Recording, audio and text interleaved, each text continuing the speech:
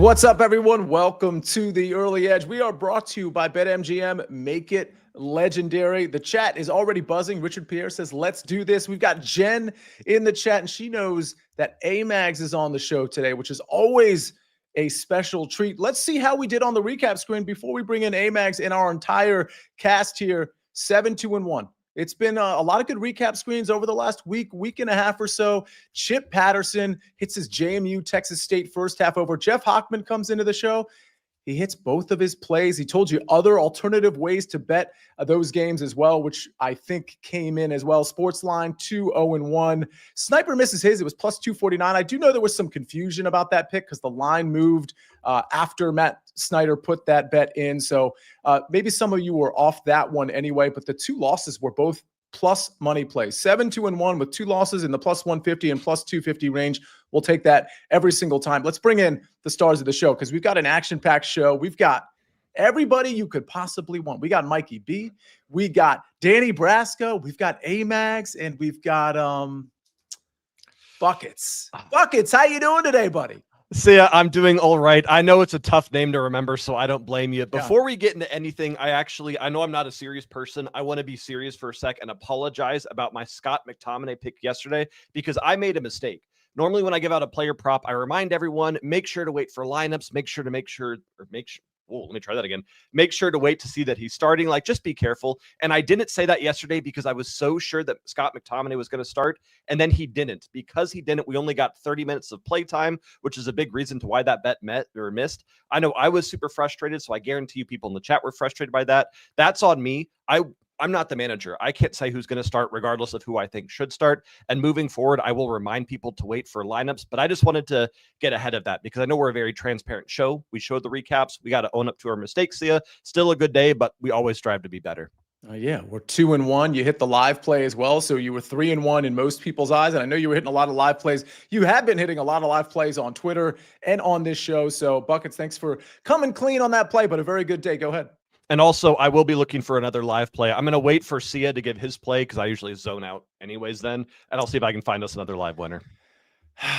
This is what I have to work with almost every single day. Hey, Mags, we've missed you. How you doing today, buddy? Give me your reaction. I know you've got a pick for the World Series today. Give me your reaction to this 2-2 score. It's basically best of 3 the rest of the way. Yeah, truthfully, I gotta at least, Buckets talk about owning up to your mistakes. I thought this was going to be a really lopsided series. I thought the Dodgers were going to kind of just walk away with it, 4-1, maybe 4-2 with a late game kind of won by Toronto. I mean, I guess we could still get that score, but they'd have to win the next 2 back-to-back. It almost feels like the series is going 7 games. It's been pretty eventful. Last night, though, the only thing that was uneventful was the Dodgers offense. That was like the flattest I've ever seen them.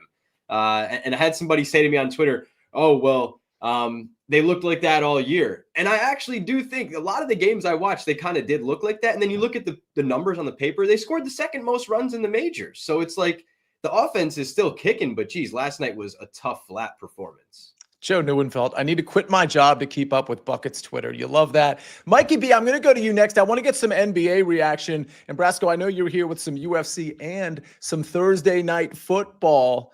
But Mikey B, any reaction to the first 4 or 5 games of the season here? Because there are some teams that are surprising me. Sixers being 4-0 is not a huge surprise to me. We'll see if that lasts. The Miami Heat coming out like gangbusters, mowing people down. Any teams that are surprising you either in a good way or in a bad way early? The Bulls have been a surprise. Not only are they 3-0, but they've beaten some semi-good teams. This is not a homer take here, but the Bulls are actually playing well without Kobe White. Look at that, Ben, popping in with the Bulls hat. We did not plan that, but that was perfect. The Pacers are just getting crushed with injuries. So that's going to be a team that you got to keep an eye on. There could be the Nets are the blowout team I like to attack, and we're going to talk about that a little bit later with my picks. But the Pacers are quickly becoming a team where they have Pascal Siakam, Aaron Nesmith, and then nobody else because everybody's hurt. So those are just a couple teams to keep in mind going forward. Yeah, correct me if I'm wrong, but the Pacers just signed Mac McClung. Maybe just going for entertainment value here. I love Mac McClung. He can't play defense, but other than that, exciting to watch. Danny Brasco, talk to me. We've got UFC this weekend, correct? Clarify that, and then I know you've got a Thursday night football pick already. Yeah, we got UFC Fight Night action. The pay-per-view just happened, but this is actually a really, again, low-key kind of stacked card. People won't know a lot of the names, but those are the cards that end up delivering. People lament, like, oh, there's no titles on the line. Who is this guy? I can't even pronounce that. Buckets knows. The least you can pronounce it, the more likely it is to cash. So I like a lot of these matchups. And yes, I do have a Thursday Night Football pick, Sia. I'm just still... I can't get over my bad beat on Marcus Mariota rushing yards on Monday. Ooh. One of the worst beats I've experienced in my life. Now, there's two reasons. One, it's a bad bet by me because Larry got 24.5 yards. He must have got that like right when the prop market opened. I got 28.5. So that's why it goes to show, you got to beat these lines, kids. But he fumbled the ball backwards to lose 2 rushing yards that would have cashed it. Disgusting. Move on from me. There were a lot of quirky things. We'll get to picks in just a second, but that Mariota fumble, it was so random because he doesn't do that, but it was the end of the game and all that. And in that moment, you're like, do those yards count? How far back did he fumble it? Like, you have to go through those mental impressions, just like I did with Isaiah Pacheco. I got his over 11.5 rush attempts, but on his 12th rush attempt, there was a holding call, but it was downfield. So instead of it being no play, the play counted and the rush attempt counted. If you recall, he got injured on that play, so you knew he wasn't coming in. So listen, these margins are so tight. That's why we say be a member of SportsLine. So Danny, normally it does work out for you. You've been hot this NFL season, but Larry got this where that number was cleared before that fumble. So these are reasons to become a SportsLine member. We got a lot to get to. Richard Pierre saying, hey, Mags, you're wearing the Yankee meetup cap. We're going to be doing that next year, folks, too. We got to pick our city. But, Buckets, let's get to some picks. Let's start with soccer. Then we got baseball. Then we got college football. I got a college football pick for tonight, folks. And then we've got, obviously, NBA, UFC, and NFL. Buckets, kick us off. We've got an absolutely loaded slate this afternoon. We've got Cup games, we've got Serie A, we've got EFL Cup, we've got La Liga. We've got so many good matchups here, and I've got 3 bets for everyone this afternoon. We're starting with the EFL Cup match between Wolves and Chelsea, and this is one to where I disagree with the line, and I know that's always stressful, and I know you can look like an idiot, but I got to stick with my gut here. Chelsea over 1.5 team total against Wolves should not be playable. Us 5 playing against Wolves that started in 11, I think we scored 2 goals. This Wolves side has been so disappointing. 19 goals conceded. They're dead last on the EPL table. They should not be worried about the EFL Cup right now. They should be worried about not getting relegated. They should be worried about surviving. Chelsea are going to rotate their squad heavily here, so do not bet player props yet. But even when they rotate their squad, their backups are good enough to get 2 or 3 goals here. I absolutely adore the Chelsea team total line at -120. Then we've got a matchup between Como and Hellas Verona. Taking place in Serie A. Como at home is a team you want to back. Their manager, Cesc Fabregas, is one of the smartest minds in all of Italian football. Como is coming off a brutal 0-0 draw against Parma, but coming back to home against a Hellas Verona team that defensively is non-existent and is struggling to make anything happen in Serie A right now. I like Como to take the lead early in this one. Como to score in the first half at -125 is where I'm putting my money in Serie A. And for our third and final play, Racing Strasbourg taking on Auxerre. We're taking Strasbourg over 1.5 team total at -120. This is another one. Wait until lineups. But if Joaquin Penicelli, I'm not saying that right, is starting, bet him to score. It's +140 right now, but wait for lineups in this one. He is the top goal scorer in all of Ligue 1 right now, and this Racing Strasbourg is finally finding their offensive form because of him. This Auxerre side is not good enough to start them scoring. Take the 1.5 team total at -120, and then maybe sprinkle the 2.5 or 3.5. This is the match that I would look to ladder. Wow. Okay, we got 3 plays right there. Buckets, do you have anything to do with the screen name that's in the chat called Buckets Babe? Is that your shadow account? By any chance? It's not my shadow account. That is my wonderful girlfriend who is supporting me, even though she's not necessarily a fan of soccer or Sia, but she's still here supporting me. I don't think that was necessary. For the record, I didn't think that was related to you at all. I can't believe it actually is. She told me yesterday, unironically, and I hate to say this, she goes, if I ever met Sia in person, I'd probably fangirl a little bit. So a little bit of niceness here for you, Sia. But yes, that is her. And glad to know she's watching. That makes me happy. While I'm blushing, I am going to change the subject real quick because Buckets, when we did our email before the show, and we're going to get to some more picks in 30 seconds, I promise. You pointed out that because we always we email each other with the link to the show and things of that nature. You pointed out that Mikey B's email is an AOL.com email, which is, I didn't notice it, is the funniest thing I think I've ever heard. Like, that's worse than Hotmail, Mikey B. How are you still hanging on to an AOL email?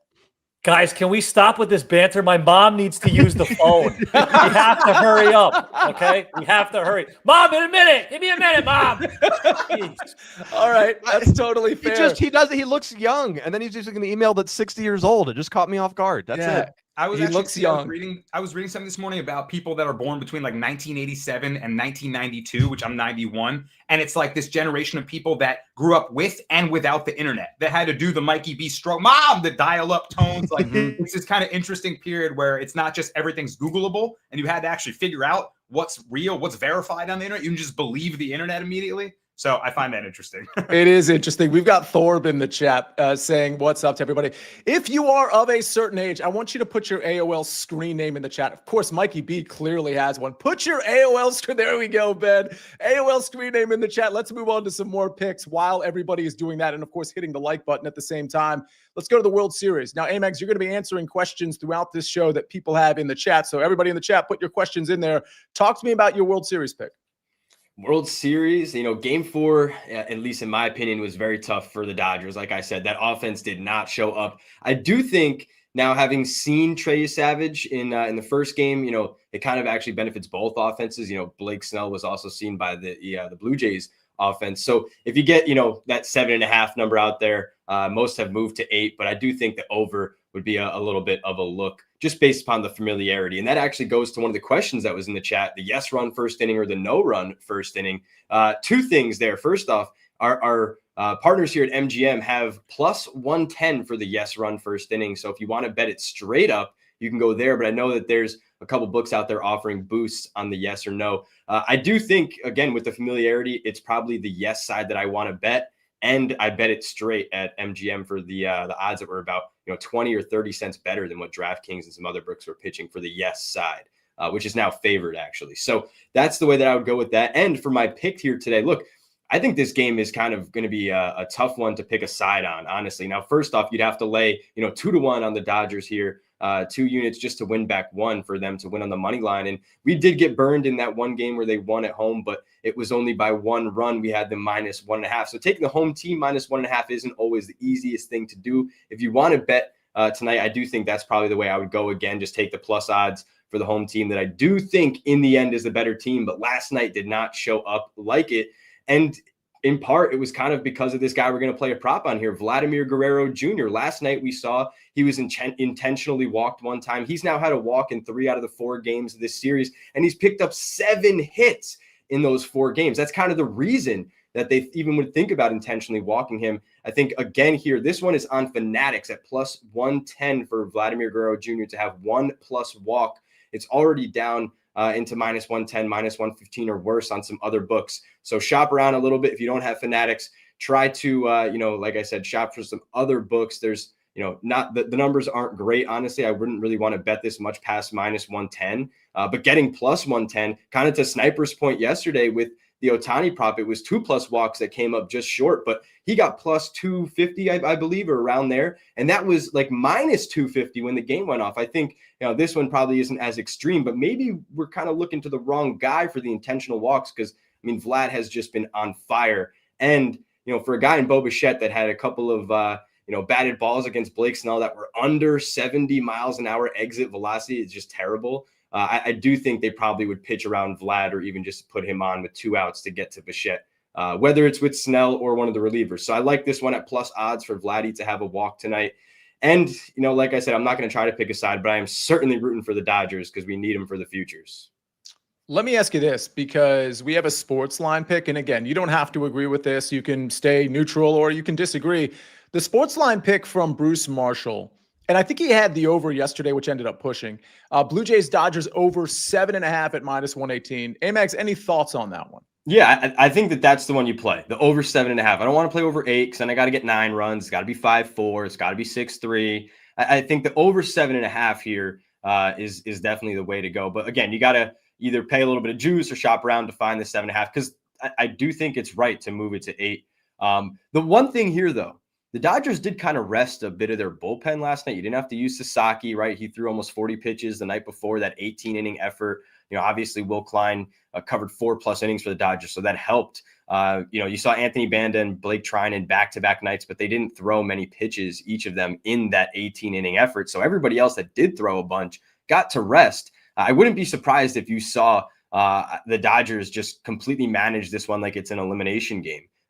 Using the bullpen if they need to go to them early, maybe the Blake Snell under 17.5 outs at plus odds is the look there, because I do think they would go to it earlier here, because you do not want to go back to Toronto down 3-2. Think about that. You're going to have to win 2 in Toronto if you lose tonight. Mm-hmm. That would be brutal. You have to go there anyways. Might as well go there with a 3-2 lead.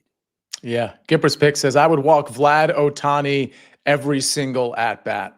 Maybe that's a little parlay there if you want, the Vlad and Ohtani each to walk one time. I don't know what the odds are on that, but I know Ohtani's number for one walk was already just plummeting. So you kind of can't bet that one by itself.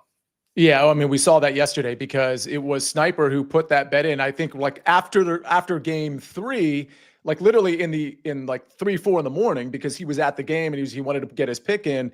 And then to your point, those odds basically got flipped completely because everybody was betting the walk essentially. So that opened up. I bet that like 5 minutes after the game ended the night before, and it was plus 280. I had plus 280 for the second walk. And I truthfully didn't catch the show yesterday. So I didn't know Sniper had that pick. And then I just saw it up on the screen there. I was like, wow, that was a great number for him to get on. Yeah. I think it's similar. Like you kind of just have to keep betting them. If you're going to tell me that there's going to be $2 of line movement and I can have plus 250 in my pocket, I'm going to bet it every time. Jen M says her only bet last night was Ohtani to walk in his first at bat. Can you remind me, did that happen? It did. And it wasn't an intentional walk. So she cashed out because they just pitched around him. I wouldn't even be surprised if they do something similar tonight, but I also wouldn't be surprised if they do that with Vlad. Like, two outs in the first inning, pitch around him, maybe 1 out, a man is on, pitch around him a little bit, get to Bichette, maybe a double play ball, something like that. All right. We got a lot more to cover, including a BetMGM promo. BetMGM players can receive an NBA boost today. Just make an NBA bet to activate the boost token. If the bet wins, you will receive extra winnings in unrestricted bonus dollars. Brasco, we got to get to you. We got to get to some footballs, to some fighting. And of course, Mikey B, as long as you're not occupied with the dial-up right now, we got to get to your NBA picks. I got a college football pick. We'll hear all about it right after this message from our partners.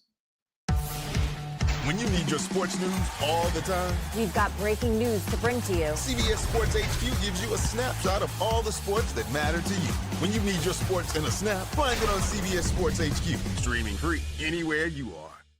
We're back on The Early Edge, brought to you by BetMGM. Make it legendary. Brasco, your takes are always legendary. Talk to me about Thursday Night Football, which we're going to be leaning into very heavy tomorrow at 10 o'clock on this SportsLine YouTube channel. But also, you've got a pick for this weekend, a fight pick this weekend. Go ahead. Yeah, we'll go with football first, to the gridiron, Sia. And man, how is this not a Ravens smash pot? I think it's that classic 7 in the hook where odds makers want to dissuade you off the favorite. And I think some fool's gold with the Miami Dolphins beating the Atlanta Houdini Falcons, who are liable to disappear any week. I mean, this is the same team that, yes, has Bijan Robinson, an incredible rush attack, but also got blanked by the Carolina Panthers. So are we ready to believe that Mike McDaniel and this Dolphins organization and team has fixed itself and has something, some brighter days ahead?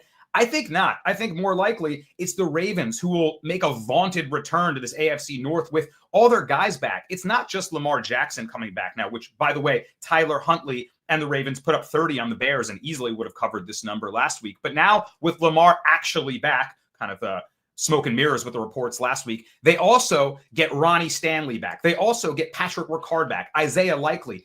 These are some of the team's best blockers. So that inefficient rush attack from Henry, 21 carries, 71 rush yards last week, that's, I think, a lot to do with these guys not being there. So Miami's run defense, while it was able to keep Bijan just very, very curiously in check last week, I think no chance they do that against Henry and company here. I also bet the Ravens team total over 29.5 on Bet Rivers. That's up to 30.5 on pretty much every other book. And the reason I did that, John Harbaugh, I'm going to read a couple stats here, has faced Mike McDaniel coach teams twice with Lamar Jackson as his starting QB. He put up a combined 94 points in both of those games. So I think the Ravens are just going to run away with this one. And more than anything, Mike McDaniel on a short week here, he's 33% against the spread. So he's not a great preparer with less time to get ready. And I really do think that Lamar and the Ravens, who have the Vikings, the Browns, the Jets, and then all their divisional games after that, just run away with this game, really make a statement, and then potentially are not even close to being out of that AFC playoff race. So watch out for the Ravens here to get right in a major way. I think they win this game by double digits easily.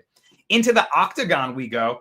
And I like my guy, Timmy Kwamba, on the money line here, minus 118. The reason I like him, number one, is that he's moving down to bantamweight. I think that's a good move for him. He's been fighting at 145, but he seems like a more natural kind of 135er for the division. If anyone is ever moving down in weight, I'm hawking their Instagram. I'm watching them on social media. What's their physique looking like? What do they look like in training camp? And ultimately, we can't know until they step on the scales and really make that weight before the day before the fight. But he looks good. He looks shredded. He looks natural. It looks like it's a move that made sense for him. And I think he's got a big speed advantage in this fight. He's a very agile fighter on the outside who can stick and move, but he unlocked some new confidence in his last fight. He landed a perfectly timed flying knee knockout, and I think that kind of woke up the violence and the danger in him. He's fighting a guy in Chang Ho Lee that is not afraid of a nasty scrap. He's not a very technical fighter. He wants to dirty box, clinch up, grind, grapple, and he's tough to deal with in that sense. But I think he's just fought a lower level of competition. Kwamba's come up on that UFC kind of regional scene, coming through Contender Series, tough enough, while Chang Ho Lee's come through the road to UFC. And I don't want to take anything away from him, but those are just a little lower level of opponents. So I like Kwamba here to be able to use his speed to stick and move, to find counter punches. I think Lee, if he has his grappling attack shut down, he's going to get pieced up. So give me my guy, Timmy Kwamba, on the money line. And on Thursday Night Football, we're looking for a Ravens smash spot. Gipper's pick says Kwamba KO. Buckets, do we have a live play alert?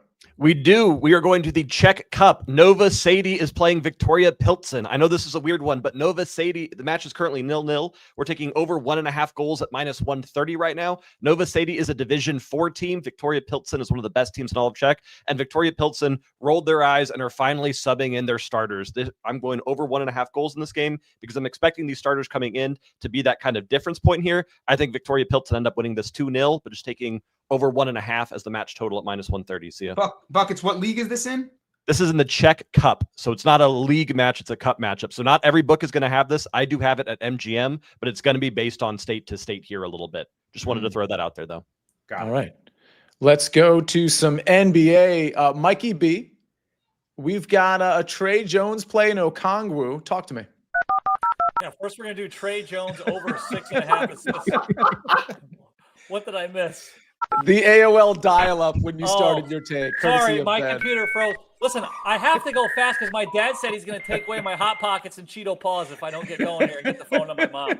So let's go quickly here. We're going to do Trey Jones over 6.5 assists at minus 125. Bulls are playing the Kings. Jones has been starting with Kobe White out. Not only has he been starting, but he played at least 29 minutes in all 3 games. He's got at least 8 assists in each of them. Now, he had a 9-game stretch as a starter in March last year, and during that stretch, he averaged 7.1 assists. The Bulls play at the 7th fastest pace in the league. The Kings stink, so we're going to do Trey Jones over 6.5 assists. And then we're going to go Hawks, Nets, Onyeka Okongwu over 20.5 points and rebounds at minus 106. Okongwu has started and come off the bench this season, regardless of the role. He's played at least 29 minutes in all 4 games, had at least 21 combined points and rebounds in all of them. The Nets are awful. They have the worst defensive rating in the league. This game has blowout written all over it. So I think this is a chance for the Hawks to give Porzingis some extra rest, some added minutes for Okongwu, and he goes over 20.5 points and rebounds. And thank goodness I can finally... Mom, almost done. 2 more minutes. Sia's going to do the recap, and then I'll shut it off. All right, thanks. Start heating up. Heat up some nachos. The meatloaf. We want it now. Mom, Sia wants the meatloaf now. Mikey B, I can't let you off the hook yet. We've been doing Halloween takes this entire weekend, last week actually. I think the original question, and we have a bracket that we're trying to put together. Like I'm trying to put a show together on this Halloween bracket, this candy bracket. But favorite candy to either give out or receive for Halloween, Mikey Barner? So favorite to receive would be Reese's and Hershey's. Giving out, I have already purchased all the candy.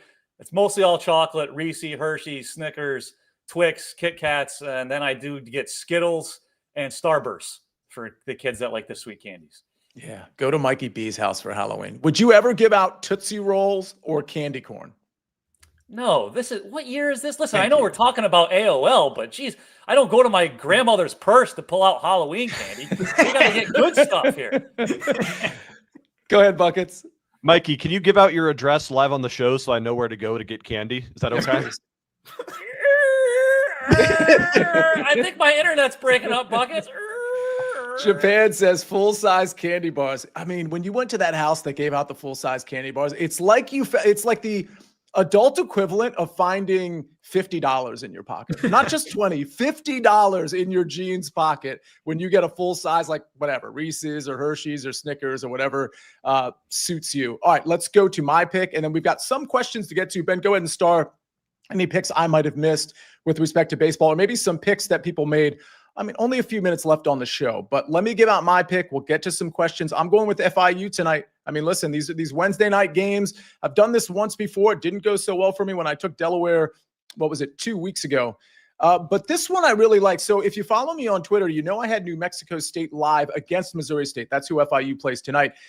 And the New Mexico State live bet was just a great bet. After I made the bet, we saw a missed field goal. I should say a blocked field goal. We saw an interception and then a turnover on downs, like 4 straight possessions. And even with all of that, New Mexico State was still able to take Missouri State to overtime. And if it wasn't for a very quirky officiating situation in overtime, we still might have cashed that bet. So I think Missouri State is a decent record, a decent record in conference. I think that's overvaluing them a little bit. Watching that game, every single play of that game last week, I thought Jacob Clark at quarterback was okay. I thought he was a little sketchy with his throws. I thought some of those could have easily been turnovers, but I just wasn't impressed with Missouri State all around. If Logan Fife hadn't just kept turning the ball over. He threw 4 interceptions for New Mexico State. I think this FIU team, they're not going to be pass heavy. Missouri State's not going to get the benefit of those turnovers. We're going to see Owens run the ball a lot. Their quarterback Jenkins, who's questionable, but I think he's playing. He was listed as questionable last week as well, and he played.